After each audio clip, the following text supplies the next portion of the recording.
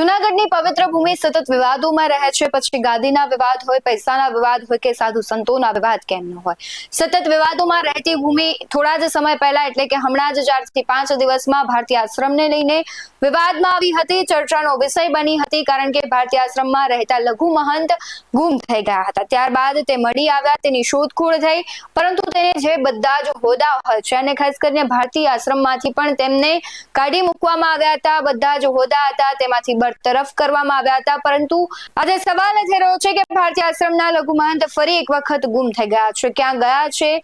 આ વખતે કશું જ તેમનું નામ, સરનામું કે પછી કોઈ પણ કારણ દર્શાવ્યા વગર તે અચાનક ગુમ થઈ ગયા છે અને તે ચર્ચાનો વિષય બન્યા છે।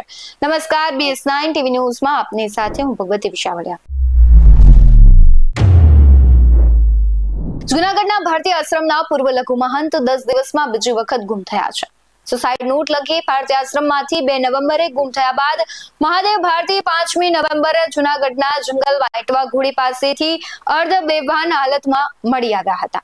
ત્યારબાદ તેને સારવાર માટે જૂનાગઢ હોસ્પિટલમાં ખસેડવામાં આવ્યા। તો બીજી તરફ ભારતીય આશ્રમના મહંત હરિહરાનંદ દ્વારા મહાદેવ ભારતીને ભારતીય આશ્રમના તમામ પદ પરથી દૂર કરી દેવાયા હતા અને આશ્રમને તેની સાથે હવે કોઈ લેવા દેવા ન હોવાની વાત કરી હતી।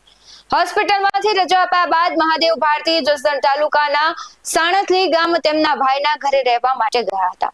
બાપુ ગિરનાર જંગલ વાઇટવા ઘોડી નજીકથી મળી આવ્યા બાદ જૂનાગઢ સિવિલ હોસ્પિટલમાં તેમને થોડી સારવાર અપાઈ, ત્યારબાદ ડિસ્ચાર્જ કરાયા અને બાપુને પોતાના સાણથલી ગામે લાવવામાં આવ્યા। બાપુએ 2 દિવસ ત્યાં રોકાયા। આ દરમિયાન અમરેલી જિલ્લાના બગસરા નજીક આવેલા ખીજડીયા ગામના વતની એવા બાપુના માતા પિતા, 2 બહેનો અને અન્ય સગા સંબંધીઓ પણ તેમને સમજાવવા માટે સાણથલી આવ્યા હતા। બાપુની તબિયત સારી ન હોવાથી તેમને 2 દિવસ આરામ કર્યો। 3જા દિવસે પરિવારના તમામ સભ્યો એક સાથે મળીને બાપુને સમજાવવાના ઘણા પ્રયત્નો કર્યા। તેમને આગ્રહ કર્યો કે જે થયું તે ભૂલે જાઓ અને સુખેથી જિંદગી જીવો।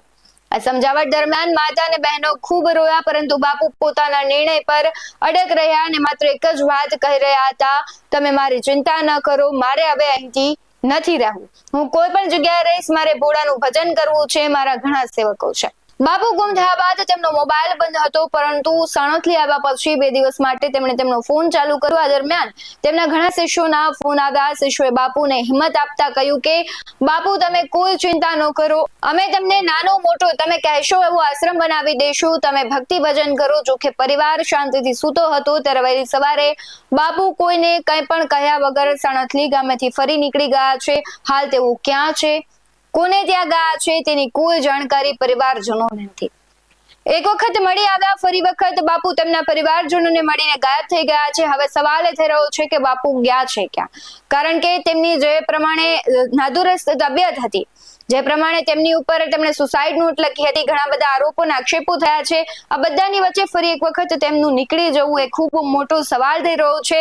કારણ કે સાધુ સમાજ અને ખાસ કરીને તેમના પરિવારજનો માટે પણ ચિંતાનો વિષય કે બાપુ ગયા છે ક્યાં, કોના કહેવાથી ગયા છે કે પોતાની રીતે ગયા છે, ક્યાં જઈને રહેશે, આવા અનેક સવાલો હાલ થઈ રહ્યા છે। ત્યારે તમને શું લાગી રહ્યું છે તે કમેન્ટ બોક્સમાં જરૂરથી જણાવજો। બાકી આવા જ વધુ અહેવાલો સાથે ફરી મળતા રહીશું। તમે અમારી YouTube ચેનલને સબસ્ક્રાઇબ કરવાનું, અમને Facebook અને Instagram પર ફોલો કરવાનું ભૂલશો નહીં। બાકી અવનવી અપડેટ્સ મેળવવા માટે આપ જોતા રહો BS9 ટીવી ન્યૂઝ। નમસ્કાર।